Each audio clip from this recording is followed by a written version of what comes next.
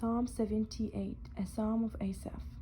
O my people, listen to my instructions. Open your ears to what I am saying, for I will speak to you in a parable. I will teach you hidden lessons from our past, stories we have heard and known, stories our ancestors handed down to us. We will not hide these truths from our children. We will tell the next generation about the glorious deeds of the Lord, about his power and his mighty wonders, for he issued his laws to Jacob. He gave his instructions to Israel. He commanded our ancestors to teach them to their children, so the next generation might know them, even the children not yet born, and they in turn will teach their own children. So each generation should set its hope anew on the Lord, not forgetting his glorious miracles and obeying his commands. Then they will not be like their ancestors, stubborn, rebellious, and unfaithful, refusing to give their hearts to the Lord.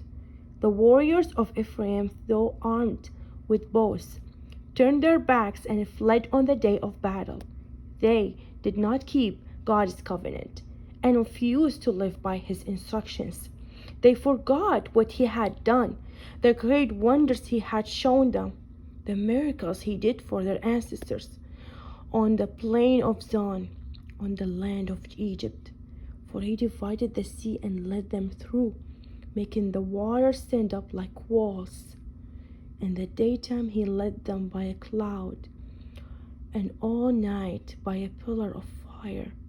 He split open the rocks in the wilderness to give them water, as from a gushing spring.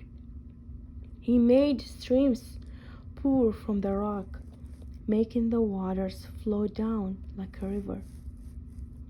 Yet they kept on sinning against him, rebelling against the Most High in the desert. They stubbornly tested the Lord in their hearts, demanding the foods they craved. Even they spoke against the Lord himself, saying, God can give us food in the wilderness. Yes, he can strike a rock so water gushes out, but he can't give his people bread and meat. When the Lord heard them, he was furious.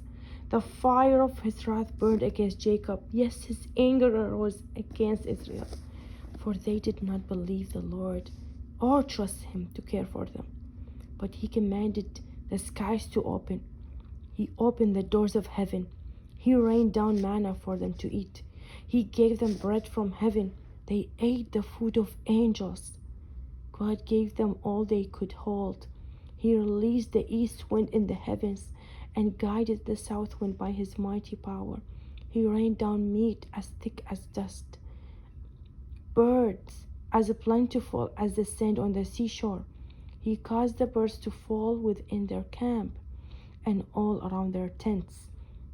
The people ate their fill. He gave them what they craved.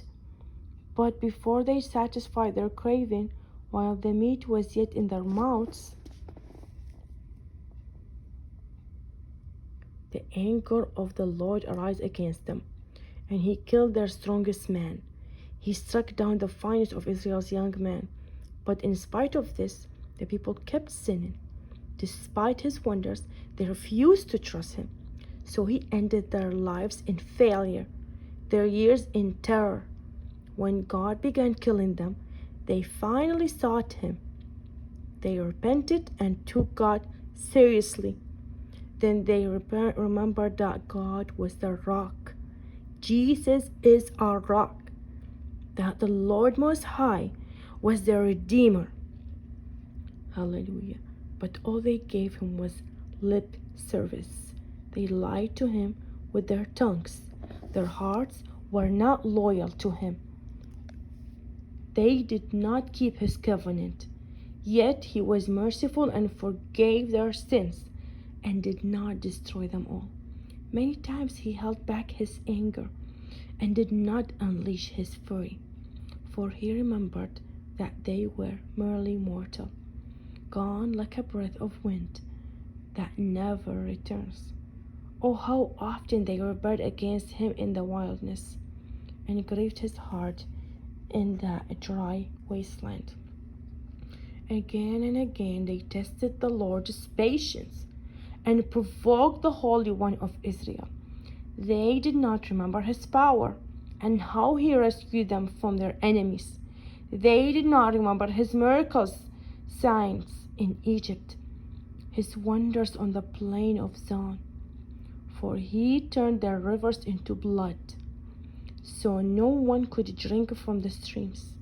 He sent vast swarms of flies to consume them, and hordes of frogs to ruin them. He gave their crops to caterpillars. Their harvest was consumed by locusts.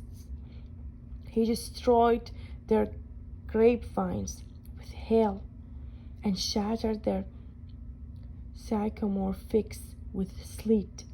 He abandoned their cattle to the hail, their livestock to bolts of lightning. He loosed on them his fierce anger, all his fury, rage, and hostility. He dispatched against them a band of destroying angels. He turned his anger against them. He did not spare the Egyptians' lives, but ravished them with the plague. He killed the oldest son in each Egyptian family, the flower of youth throughout the land of Egypt.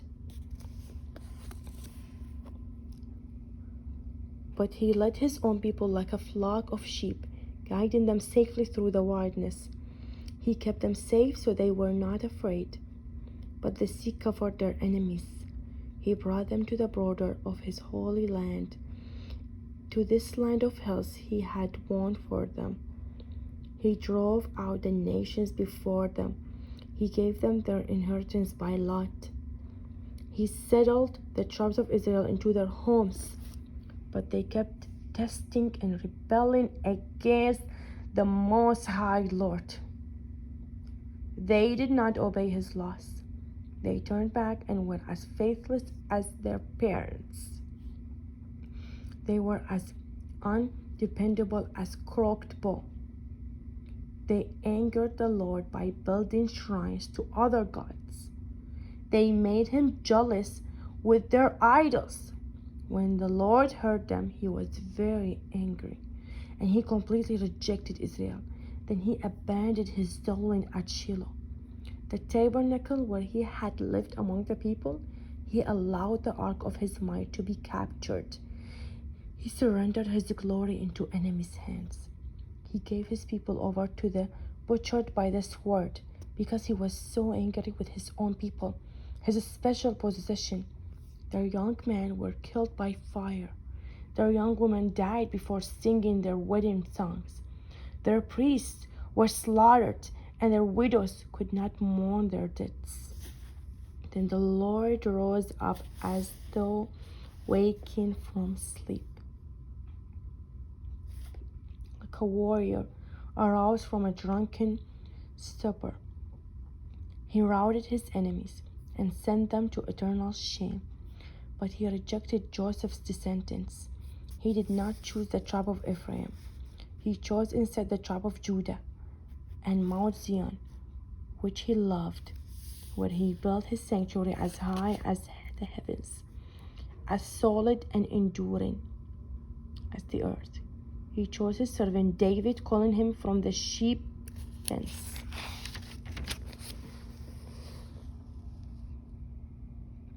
He took David from tending the ewes and lambs and made him the shepherd of Jacob's descendants, God's own people Israel. He cared for them with a true heart and led them with skillful hands. Hallelujah. Hallelujah.